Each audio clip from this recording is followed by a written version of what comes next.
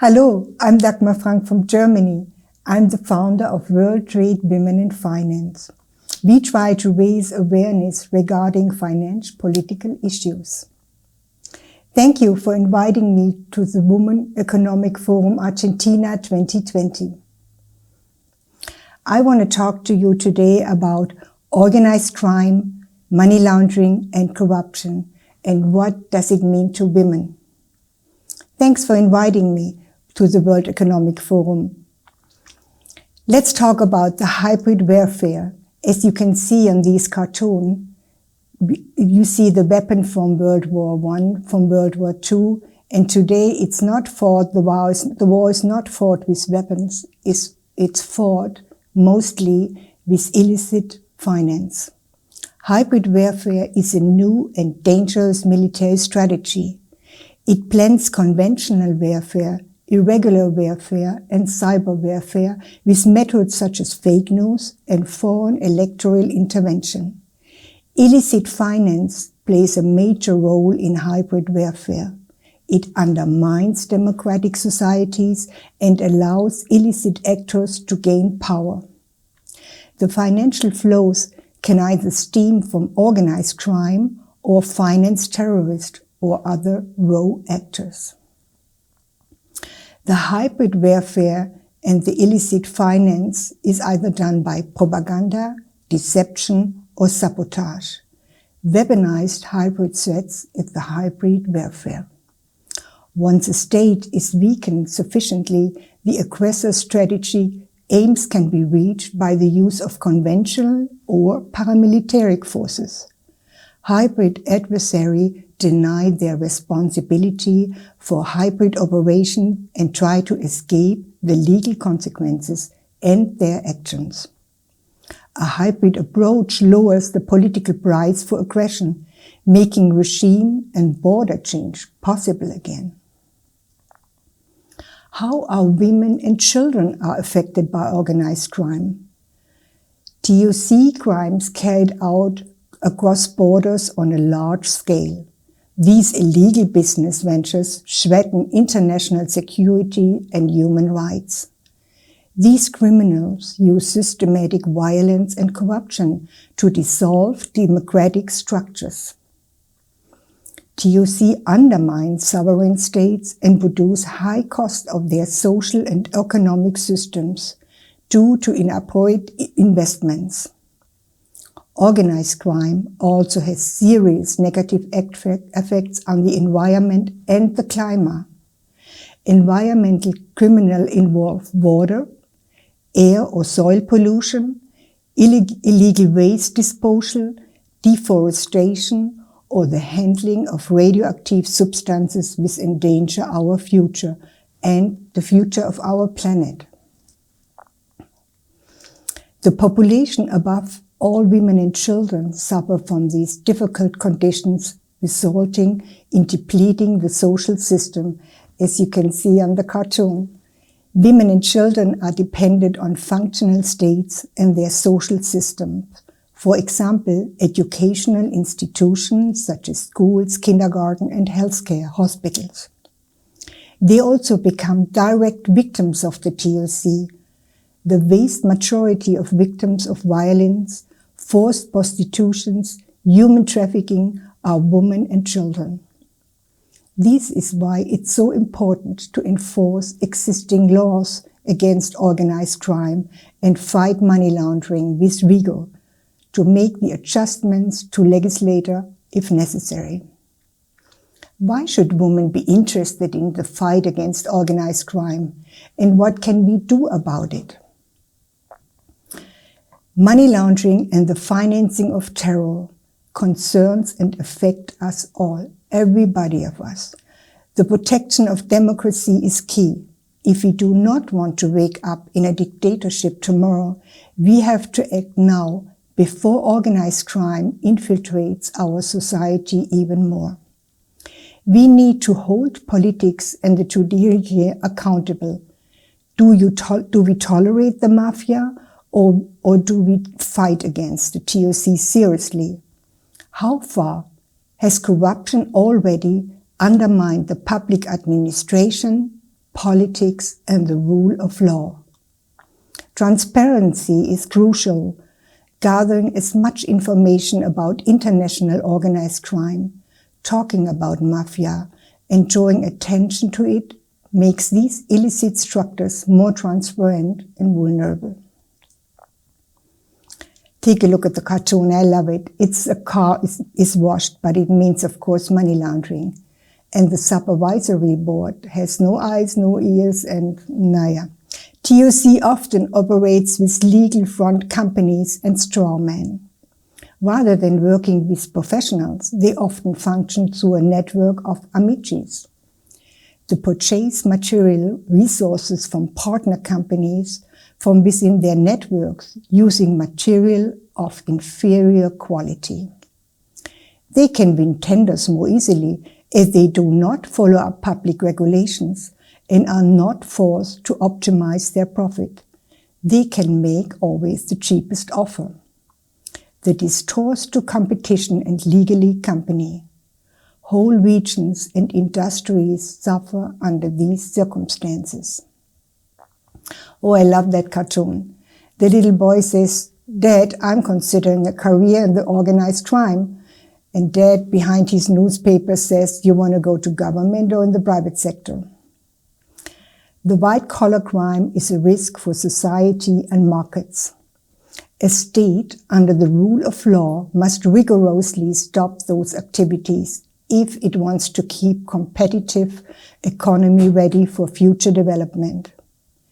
In some countries, the enormous resources of the TOC has already bought them power in the government. It can shape and determine the politics of a state. In those countries, laws for fighting money laundering, TOC, and the financing of terror are not enforced, which will result in dire consequences. Take a look at the graphic. The problem here in numbers. You see the G20 states. At 2013, the UNODC and the IMF estimated the annual earnings from transnational organized crime to 2.1 trillion. In 2015, the ECOLEF study already said it's about 3 trillion. And in 2019, the Munich Security Conferences estimated the annual income of the TOC at 4 trillion per year. But less than 1% of the income is confiscated or even detected. 4 trillion per year in the global financial system is a huge amount of money, and it leaves big traces of violence and corruption around the world. Let's take a look at the activities and the crime of the TSC are diverse. It's about illegal drug trafficking, human trafficking, arms and trade smuggling, forced prostitution and sexual exploitation, illegal employment, illegal disposal of poison and waste, illegal gambling, smuggling of alcohol and tobacco, fraud, VAT carousel, creditor fraud, cybercrime, fake news, and hacked elections. Cybercrime is the fastest growing criminal sector, causing great security risk of democratic countries. The use of cryptocurrency and the dark web provide a major challenge to law enforcement. Organized crime also use the coronavirus pandemic of their advantage through smuggling and selling of counterfeit medical products and fraudulently gaining against the aid funds. The common denominator of these criminal activities are huge illicit profits. We have to ask, where does the money come from? The difference between hiding profits from organized crime and tax evasion. The profits of the TOC are results of serious criminal activities. Tax evasion hides income mostly from legal businesses. Therefore, we always must ask, where does the money come from? In order to use illicit funds, TOC must hide the criminal origin of the money by laundering the money, transforming the profits of crime and corruption into ostensibly legitimate assets is the biggest challenge for TOC. In order to launder a large amount of money, the TOC has to disguise the beneficial owner. For example, how can funds of a US citizen be transferred into foreign capital? For example, Swiss capital. The answer is very simple.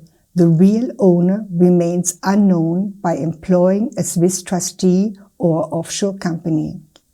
A strawman, the trustee, externally appears as a shareholder and pretends to exercise the right risk of a shareholder.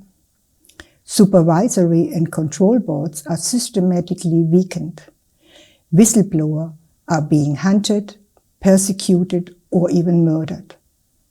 Illicit financial flows and money laundering can significantly impact power of structure. Let's talk what is a hidden crime. Corruption and money laundering are so-called hidden crimes, as there are no direct victims. All persons involved are offenders. There are no accusers. Corrupt activities and money laundering take place in secrecy. When the crime does not get discovered, criminals will try to cover up and deny the allegation if there are no direct victims, for example, in case of a robbery. The investigation of cases of corruption is difficult because all remain in silence. Hidden crimes are often committed by entire cover-up communities, tight-knit criminal networks with powerful lawyers and experiences. Often, whistleblowers are the only ones bringing these activities to light, often incriminating themselves into the process. I love that cartoon. It's from a German cartoonist, and you see the money is dropping, the blood is dropping down from the money, and you see the washing machine, and then you see the crime enabler, and he has a super idea. To enable a crime means hide the beneficial owner and the origin of the funds gained to criminal acts. By keeping the actual owner and the origin of the illegal capital hidden, the enablers reduce the criminal risk to discover to zero. Therefore, criminal prosecution of the crime is rarely possible. In some states, crime enabling is a very lucrative business activity with earnings of millions of dollars. Control boards, the state prosecutor, and the legal courts in parasitical states protect the crime enabling industry. Example, Switzerland. Here the trustee money laundering control board, the lawyers and the trustees themselves are supposed to self-regulate their activities. Professional associations, however, protect their members and therefore they are unsuited for exercising control. Crime enabler pretend to be serious businessmen who offer their services, including the hiding of illegal funds to everybody. If you dare to mention the suspicion of money laundering, the authorities, you risk to be sued. Let's take a look at the political influence of the TOC. TOC functions like an international enterprise who make profits from illegal activities. The prosecutor authorities have difficulty in identifying the head of an illegal organization because they usually only know them through their civil, clean identity. Example, the mafia organization Ndrangheta. The leading board of these organizations includes a mafia boss, a senator from the national parliament, a state secretary on the regional level, and another high-ranking government official. Modern mafia organizations are run like multinational enterprises. By smuggling their members into public administration and politics, they influence political decisions. They decide which project shall be financed and where public resources should be allocated. Organized crime is usually not subject to economy cycles. On the contrary, their business booms in times of recession as they use the vulnerable state of the economy and its people to their advantage. Smuggling the earnings from crime into the legal circle of economy, this is the Achilles heel of the TOC. Fighting money laundering, therefore, is the most important tool in fighting TOC. Let me quickly introduce the Financial Action Task for you. It's the global money laundering and terrorist financing watchdog. In many countries, striving for profit is more important than the necessity to fight against money laundering. The Financial Action Task Force is the highest committee for money laundering. It's founded 1989 by the G7 and the EU Commission. They developed the so-called 40+9 recommendation regarding the repression and prevention of money laundering and terrorist financing. The recommendations are not international law, and that's the problem. They are so-called soft laws. The community of member states is requested to implement these recommendations into their national legislature. The empire of evil, let's ask us, how do we treat whistleblowers? TOC, terror, crime enablers are the war profiteers of globalization. These organizations can look back on a decade of unhindered growth. Many TOC organizations have more money in their disposal than some countries.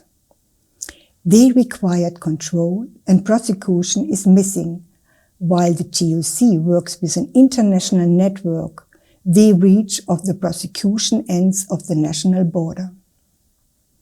Politics and law enforcement often react slowly and cannot confiscate the illegal capital due their burden of proof. We have to ask our governments, are we effective in investigation and punishing these crimes or not? Has corruption already undermined public administrations, politics, and legal authorities? And how do we treat whistleblowers? I want to introduce you to these two mafia prosecutors from Italy. I love what they say. Giuseppe Lombardi answers the question to some journalists. They're asking him, why are you doing this type of work? I mean, you can only work around with bodyguards and you have to take care that you don't have a bomb under your car. And I like his answer. He says, how come you don't do anything about it? According to Roberto Scapinato, he is prosecutor general in Palermo. He says we find ourselves in a world in which the capital destroys democracy. And he says, who has the most money has the most power. Now we come to the most important pages of my presentation. And we have to ask, what can women and women networks do about it? It's a worldwide demand of World Trade, Women in Finance, fight transnational organized crime. And thank you for inviting me, because we do that today. We talk and spread the word about transnational organized crime, corruption, and money laundering. We show solidarity with the victims of the TOC, support whistleblowers, law enforcement, journalists, and experts on money laundering, and propose them for awards to increase their visibility and reach. That's something we could really do. We could approach them for awards. Spread information on crime enabling, revealing the web of cover-up and disguise the crucial in the fight against TOC. Find researchers in the field and provide them a platform, that's what we do today, to discuss the possibility to resolve these problems. It's especially important to empower women with expertise in this area. Network with women and educate children about the danger of illicit finance. Support anti-mafia organizations. Don't purchase drugs and counterfeit products. And when in doubt, file a criminal complaint. What else can we do? Write to members of the parliament, ask questions about their commitment to fight organized crime and money laundering, send letters to editors, to newspapers to discuss the issues on the regional level, inform TV, radio, video, film about the regional issues concerning TOC. And what the Americans just did, vote on elections. Find others who are interested in these topics, blogger, social media groups, film directors, artists, etc., to grow the network. And the most important question, what else can we do? Get in contact with me. I will complete the list if you have an idea. I love that cartoon. The triumphant march of transnational organized crime, the plundering of complete continent and the financing of terror are still going on in full strength. Freedom, safety and democracy must be actively defended, and together we can do it. Alone we are invincible, together we are invincible. Thank you for your attention, and I thank my whole team from WTV Women in Finance, especially Katharina Esmeyer. And this German cartoonist, he was drawing the world economy, balancing it on his forehead. And when it falls down, he's just asking the question, is there another one?